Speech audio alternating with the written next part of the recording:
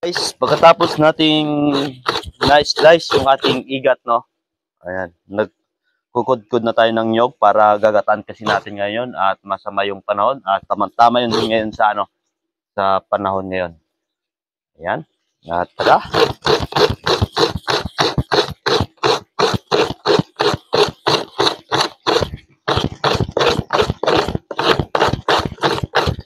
Dali yung anak ko dito, oh. Sakay sa masakay daw siya sa brum-brum. Ayan, yung brum-brum niya. Di ba ganun din yung dati yung mga yung mga bata tayo noon? Kapag yung mga mahal natin sa buhay noon ay nagkukudkod ng nyog, sumasakay sa likuran.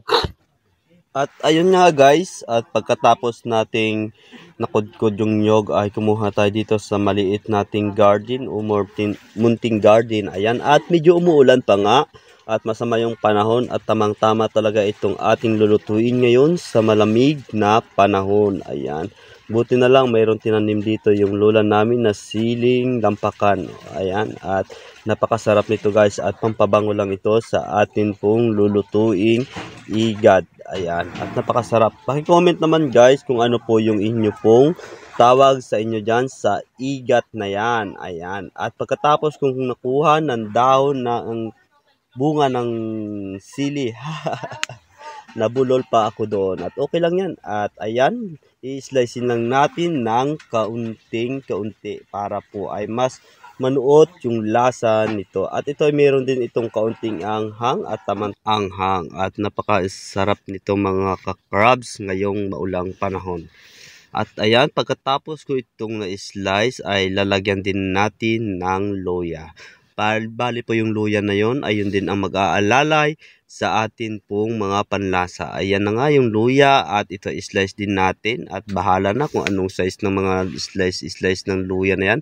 Ang mahalaga ay magaya siya at gagamitan natin siya ng luyang dilaw or powder. Ayan. At para po mas lumapot yung atin pong lulutuing igat. Guys, yung yung ating pong igat, kung tawagin ito sa amin. Bali, nalbosan ko na yan at yun na yung ating isasalang. Guys, na natin itong ating itong ating mga ricado, sangkap, yung sili, luya, at paminta. Hindi pa mamaya na natin ilalagay yung paminta at luyang dilaw. Bali, ito na yung ating recipe ngayon, igat, at ilalagay na natin. Ayan. Napakasarap guys at napakabango. Ayan, medyo mausok lang kasi silin yung ating ginagamit. Ayan guys, at pagka ilang minuto ay ilalagay na natin itong ating gata na kunudkod. Ayan. At pagkatapos yan, kukuha lang ako ng luyang dilaw o powder. Wala kasi yung mas masarap talaga kung yung luya na dilaw talaga na pure. Pero pure din ito kaso giniling na. Powder na lang yung ating gagamitin. Para po lalagyan natin ng tatlong piraso para mas lumapot siya. Para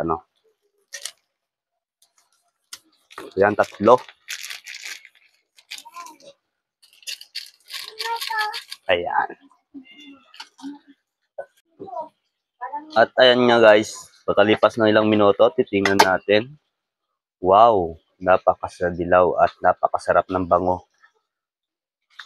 At ayan, haluin lang natin para yung gata ay para po yung gata niya ay lumapot at yung mga sangkap natin ay kumalat. Ayan. Grabe. Alam mo guys, ang bango, ang sarap. Grabe. Tignan natin. Sarap, grabe. Lasa yung nuot ng yung gata, yung fresh na nyog, coconut, or bago yung luya at bawang. Napakasarap. At mamaya guys, at abang na lang pagluto. At ayun, lalagyan natin ng magic sarap. Ito yung magpapalasa talaga sa ating sa ating mga niluluto. At ayun guys, hihintayin lang natin siyang lumapot para mas maano yung magmantika yung kanyang gata. Ayun guys, at luto na yung ating igat, oh. Sarap.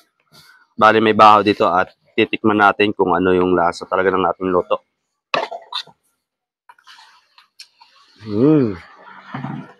Sarap, grabe guys. At siya, luot talaga yung gata niya at yung dilaw nating mga sangkap. Bago meron siyang kumakagat-kagat na sili. Sarap, grabe. At dyan lang muna guys. Bye-bye!